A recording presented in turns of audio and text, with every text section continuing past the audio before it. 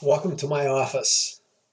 If you're like me, uh, your church has probably not been meeting for the last week, maybe the last 2 weeks. I know my home church here in Arizona has done online services for the last two Sundays. And I got thinking yesterday, with all this technology, with people maybe getting a little more used to using technology, uh, why not do a video update? It's been a while since I've written an email update, and I feel badly about that, that I haven't been as regular and as faithful as I really should have, keeping you all updated. And please know that it's not for lack of appreciation. Uh, I'm deeply grateful for each one of you, those of you who support me through prayer, regular prayer, uh, writing me notes, encouraging notes or emails. Those of you who support me financially, I've got a great team, and I am deeply grateful for the people that God has brought into my life. That many of you have supported me since Robin and I went to the field in 2004, and so thank you for that. And I do. Ask your forgiveness for not being as regular, really since Robin passed away, and keeping you updated. And I really do want to do better. So this is my first effort, and not saying I'm going to do this kind of video thing every time. And if you think it's a dumb idea, let me know that. If you like it, let me know that. But I thought, hey, try anything one time. So here goes. Just wanted to give you an update on, and by the way, this is not going to be a high-tech production, okay? Like I say, this is my home office. My two miniature schnauzers are over here sleeping on the couch. You can actually see one of them, part of his head right there. Hopefully they won't bark during this recording of this thing. But just want to give you an update on what's going on in my life, the adjustments that I've been going through these last 8 months with Robin's passing, just a little over 8 months ago now, and also give you an update on my ministry. And God has been so faithful in sustaining me, in in bringing friends and a good support system around me here in Arizona, as well as those who support me from a distance. But I work with a great team of people. Uh, Active in my local church, part of a community group in my local church, and people have just been wonderful. I live in a great neighborhood, a lot of friendly neighbors, and so a lot of contact that way. But it has been a change. It's been, I don't want to lie about it. Every day is different and it's new. And the expression I sometimes use and that you've heard before is getting used to that new normal. And that's kind of where I'm at right now. I'm still getting used to that new normal. And some days are better than others, and some days I am much more cognizant of the fact that life is different now. But as I say, God has been faithful, and He's given me little blessings along the way in this adjustment. I'd like to just share one quick story with you of the way God has blessed in that adjustment period. We have candidate schools here at Frontiers 3 times a year. There are 2 week sessions.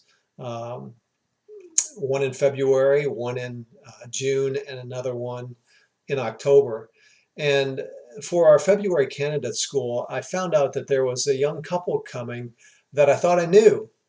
Most of you may remember when I left pastoral ministry and Robin and I first moved to South Texas. We helped start a training program there in South Texas where we would do classroom work with them in Texas and then take students across the border into Mexico on short-term trips and more hands-on kind of stuff.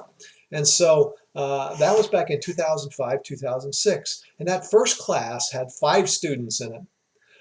The youngest of that class was an 18-year-old kid right out of high school.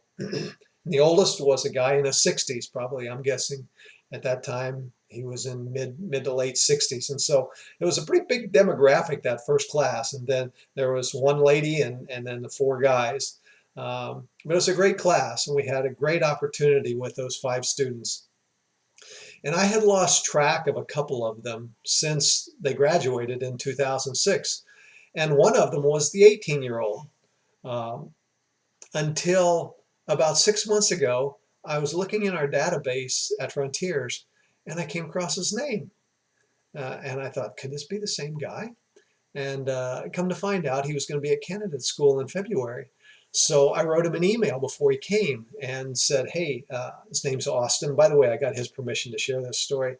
Uh, I said, I don't know if you know, but I work at Frontiers now. And I gave him a little bit about my background and what had happened and how we'd come out of Mexico. And I shared with him what Robin had gone through with breast cancer when we lived in South Texas, and then how she had gotten a second type of cancer in 2015, and then how she had passed away back in July of last year. So I wrote him all of that, and he responded almost immediately. And he said, "Oh, Steve, I didn't know that you were at Frontiers." He was excited to hear that I was here. He said, I knew that Robin had had cancer back when you were in Texas, but I didn't know that she had been diagnosed again in 2015, and I certainly didn't know that she had passed away." And he expressed his condolences. But he said, "I'm a doctor now." He's a doctor with a wife and two children. He's practicing medicine in Birmingham, Alabama. And he said, I don't know if you know this or not, the reason why I went into medicine. He said, when I was a student in the training program there in South Texas, you guys used to take us into Mexico, and Robin would run medical clinics. And I remember Austin he always wanted to work in the medical clinic, and he always kind of shadowed Robin. And we would go into southern Mexico, went into the state of Oaxaca, and we went up into mountainous areas, tribal regions where the gospel really hadn't been taken. And we would use these medical clinics to get an in to these places that were hard to reach. And God opened some amazing doors for us there. Uh, but he said, I am in medicine today because of how I saw how God used Robin and the medical clinics to open doors for us to get in to some of those places where the gospel had never gone before. And he said, God's called me now into the Muslim world, and I want to use the gifts and the abilities that God's given me as a doctor now in the Muslim world as a worker with Frontiers. And I'm telling you, that just warmed my heart. That was one of those days when I was reminded most of the impact that my wife had had on the life of a young kid. And now he's not a young kid anymore. He's he's called to take the gospel to the least reached to the Muslim world. And it was just a good lesson for me. A couple of things that God really spoke to me out of that story that Austin shared with me.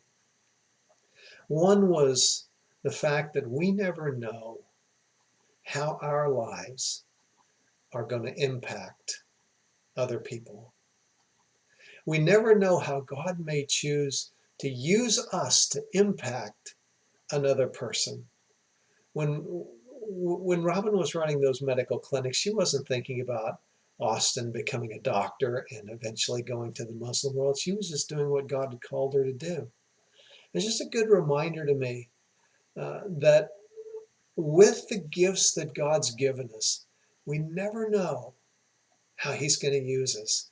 Just a blessing to be reminded of how God used a registered nurse to impact. And who knows how God's going to use Austin now. Austin and his wife. His wife is a trauma nurse. And how's God going to use them in the Muslim world? Maybe to reach people who would never have heard the gospel if Austin hadn't been impacted in those medical clinics we were running in southern Mexico. So those kind of things, God uses those kind of things to encourage me, even in the midst sometimes of some grief. He brings those rays of sunshine. So just so thankful for that. But I want to also give you an update a little bit on my ministry and how you can continue to pray for me here at Frontiers. This coronavirus thing has obviously it's impacted me as in my work, just logistically here. I'm working full time now from home until orders come down from from our government or from and ultimately from the leadership at Frontiers, that we can come back in and begin working in the office. But we have about 75 people that work out of our office there in Phoenix, and for safety's sake, moved almost everyone out of that office, and most everyone at our U.S. sending base are now working remotely from home. That's just one way it's impacted me. But more to the point, it has impacted the workers that I serve. And I'd really appreciate your prayers for them, because some of them are in very difficult situations. I had a video call today with some workers I coach in North Africa, and in this North African country, just yesterday or today it was, the king has ruled that they are basically on lockdown. And when I say lockdown, I mean in their houses. They cannot go out of the house. If they are caught out of the house without written government permission, and that's only given out for emergency type situations, getting food, medicine, that kind of thing. If they're found to be out of their houses without that written permission, they will be arrested, and under the penalty of 3 to 6 months in jail, and or some extremely hefty fines. And so that's a challenge for these folks. Not just they're not able to continue on with their ministry as usual, but just the fact that they're prisoners basically in their own home. I heard another story today about another one of our workers in an East African country, where the wife had a short-term trip back in the States planned for some time, and she'd been back here for 2-3 weeks, and she was getting ready to go back to her husband and her 4 or 5 kids, I think they have, who were still in East Africa, in the country where they serve. And she was getting ready to go back. They've closed the borders. I'm not just talking about in the U.S. They've closed the borders in the country where she serves. And so she's not able to go back, and separated from family. Some of our workers in India, most of them have to go out of the country every 6 months to have their visas renewed. And when they do that, they usually go to a neighboring country and maybe spend a week there and just rest and kind of make it a mini vacation. I heard about some workers who had gone to Vietnam on a visa run. And when they went to come back into India, sorry, not taking anybody in. And so now they're stuck in another country where where they don't know anyone, can't get back into their country of service. So those are just 2 examples. Another text message from a guy that I coach in another East African country. He texted me and he said, pray for me. He said, I have asthma. And man, I'm concerned about this coronavirus. It could really be devastating for me. So a lot of things like that are really challenging for our workers, and so causing anxiety. It's causing families to be separated. So yeah, it's just a really serious situation. So appreciate your prayers for me as I coach them, to work with them through the stresses that they have, and just how can I best encourage and pray for them. Um, yeah, just wisdom for me, and then and perseverance and strength for them as well. But God's doing amazing things. At the same time that they're under this stress, I'm also hearing, had a call with some workers I coach in another Middle Eastern country just last week, and they said, "Man, God has just given us open doors to be able to new opportunities to share the gospel, because people are scared here."